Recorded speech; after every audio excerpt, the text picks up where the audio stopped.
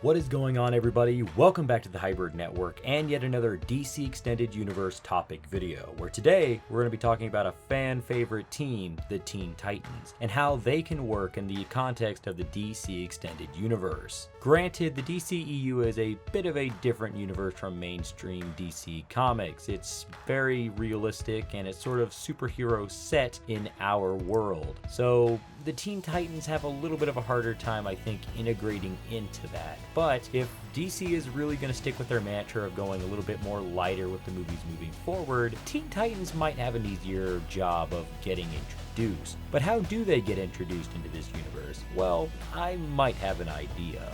Now, there's got to be some bricks that need to be laid down for this idea of mine to work. Number one, by the time Teen Titans happens, Cyborg will have needed to have quit the Justice League. My main thing for this is I can't see Cyborg being a part of two teams of this caliber at the same time. Now, granted, there's a lot of characters that have been part of numerous teams within DC Comics, Cyborg included, but the biggest thing about it is Cyborg, when you're a member of the Justice League, there's not a lot of room to join much else in the context of the DC universe. You're kind of bogged down by all the duties that the Justice League holds. So you're going to have to choose one or the other. I can't see Cyborg really balancing two of these big things. How he leaves, it's not really a big deal. He can either not agree with what they're doing, he can either say, oh, I'm not really suited for this kind of level of team. It doesn't matter. What matters is that he's gone by the time Teen Titans comes around. The other brick that needs to happen, Nightwing has to be established.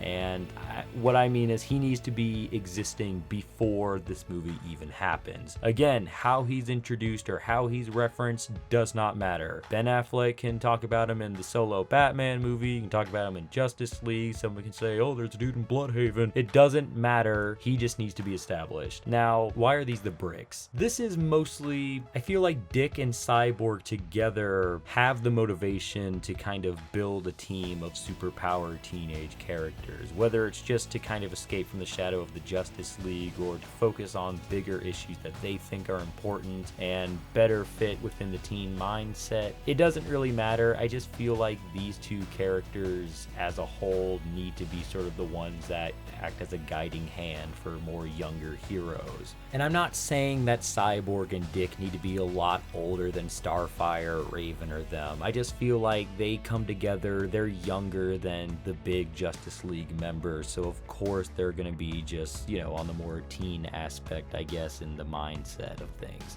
Not necessarily actual teens. I guess they could just be Titans and they could later train Teen Titans, but I think just the aspect of younger heroes really works as a concept, and I feel like Cyborg and Dick are old enough to where they can come together and they can build a team of these younger heroes under them. Cyborg being a former Justice League member and then Dick Grayson being a former Batman protege. And now, what would they face? This is kind of harder to really think about. A lot of people would say Deathstroke, and I would be inclined to agree, but just not for a first movie. I definitely think Deathstroke's going to be having a big presence in the DC Extended Universe, so it's not really a matter of building him up, it's just a matter of building up the Teen Titans as something that Slade hates and despises enough to enact this huge plan involving a sort of psychic rock girl and then manipulating her with bedtime, and it's a weird thing. We're not really going to get into it, but I feel like the Teen Titans as a team needs to progress before they can take on Slade. I will say an interesting thing could be Hive. I think a real-world spin on Hive would really work for this context. They're usually known for dealing with just regular mercenaries and sort of selling them to the highest bidder. I think you can kind of take a little bit more of a darker route, but have it tie into just the whole aspect of Teen Titans, making it child soldiers that have been imbued with metahuman powers. I feel like that would be decent motivation to get a bunch of younger heroes together to kind of help these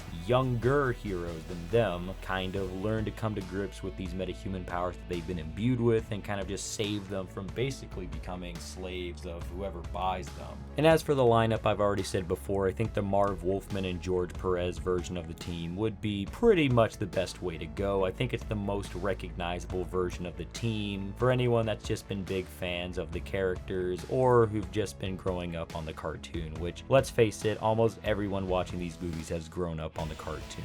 Well, most of them. And honestly, that's about it in terms of how I think Teen Titans can work. I just think you have to have a few of those bricks in place in order to have it happen. But I mean, in terms of integrating them into this more realistic setting, I think that Hive just kind of provides the basic villain archetype that really could gel with this whole boom of metahuman possibilities and characters sort of showing up. But what do you guys think? How would you want to see the Teen Titans sort of incorporated into the DC Extended Universe? Do you like my idea? Do you not like my idea? Let me know in the comments down below. And if there's anything that you guys want to see discussed on this show, let me know in the comments down below. I'd actually be very interested to see what you guys have to say, and I might just pull a few of them for future episodes. Thank you guys so much for watching. If you like this video, go ahead and give it a thumbs up. It really helps out our channel. And if you want to stay up to date on all of our content, including our reviews, podcasts, super sciences, screenplays, character bios, and many more, go ahead and subscribe to the Hybrid Network to stay all up to date on those videos as they come out. Thank you guys so much, and we'll see you next time on the next DCEU topic video.